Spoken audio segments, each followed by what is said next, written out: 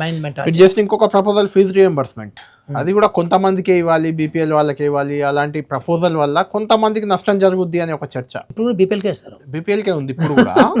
కొన్ని దొంగ స్కూల్స్ ఉన్నాయి, ప్రైవేట్ కాలేజీలు, దొంగ ప్రైవేట్ కాలేజ్ ఉన్నాయి.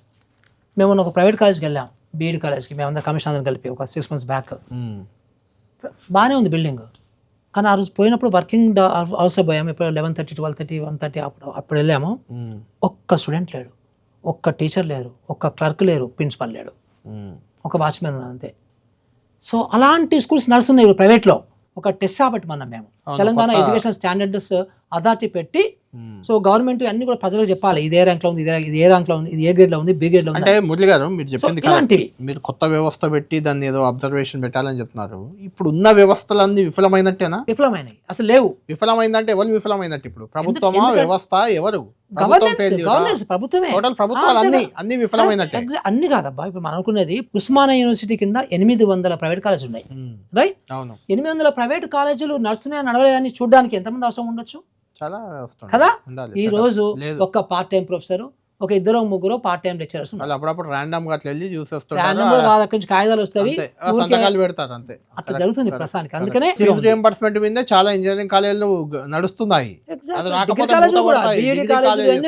ఈవెన్ విద్యార్థులు కూడా సర్టిఫికేట్ కొనుక్కోవడానికి అది యూజ్ అవుతుంది.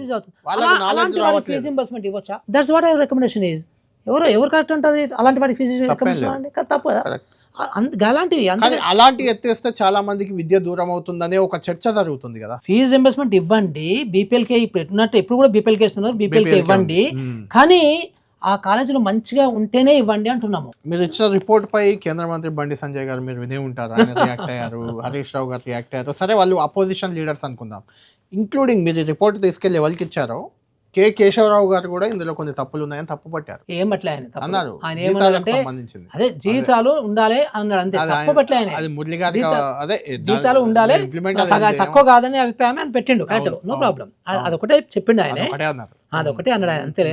ఇప్పుడు ఆయన చెప్పిన ఈవెన్ మా 45% కి మీరు ఏదో పాస్ మార్కులు పెంచాలనే దాన్ని కూడా బండి సంజయ్ అన్నారు. ఎగ్జాక్ట్లీ, అది ఇంతవరకు డిస్కస్ కూడా అర్బన్ నక్సలైట్ ఇలాంటి వాళ్ళకి ఎందుకు ఇచ్చారని కూడా నేరుగా ఆయన కామెంట్ చేశారు. మీరు కూడా గట్టిగానే రియాక్ట్ అయినట్టున్నారు, ఇది ఒక పేజ్ అన్న ఆయనకు చదవచ్చా అనేది అన్నారు మీరు కూడా. అవును, కరెక్ట్ కదా. మరి మనకు తెలుసు కదా బండి సంజయ్ గురించి ఏంటనేది. బీఈడి డిఎస్సి లో కూడా 35 మార్కులతో కూడా ఉద్యోగాల్లోకి వస్తున్నారు కదా, మరి దానికి ఏం చెప్తారు మీరు? తప్పు కదా అంటున్నా, మరి దాన్ని కూడా మార్చాల్సిన అవసరం ఉంది. అందుకనే మేము అసలు డిఈడి క్యాన్సిల్ చేయమన్నాం. డిఈడి క్యాన్సిల్ చేయమని కూడా అది వివాదాస్పదంగా మారింది. ఆ ఉద్యోగులంతా ఏం కావాలి, చదువుకున్న వాళ్ళు ఏమైపోవాలి? అరే అవును అబ్బా, ఉద్యోగులకి ఇంకేదో పెట్టండి మీరు. నేను చెప్పేది ఏంటంటే this is a permanent solution అబ్బా. సో ఇప్పటికిప్పుడు చేయమంటున్నాం అయింది. సో ఆ పిల్లల్ని ఏదో ఒకటి చేయాలన్నమాట డెఫినెట్గా, but over period of time. So వీళ్ళు కొన్ని ఇవ్వండి. మీకు క్వశ్చన్ చెప్పనా, మన టీచర్ ఎస్డి టీచర్ ఉంది, ఎస్డి టీచరు బీఈడి వాళ్ళు బీఈడి ఎక్కువనా డిఈడి ఎక్కువనా?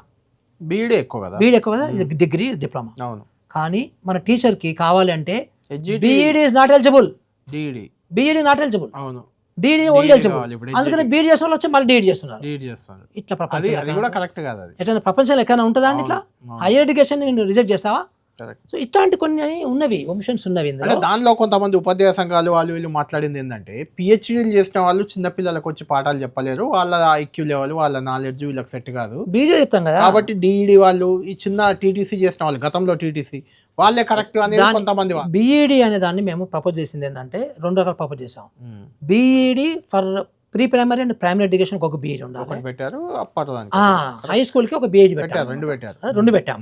ఇప్పుడు మనకి శాలరీ ఏమో ఎక్కువ ఇస్తున్నాము, ఎడ్యుకేషన్ క్వాలిఫికేషన్ తక్కువ ఇస్తున్నాం.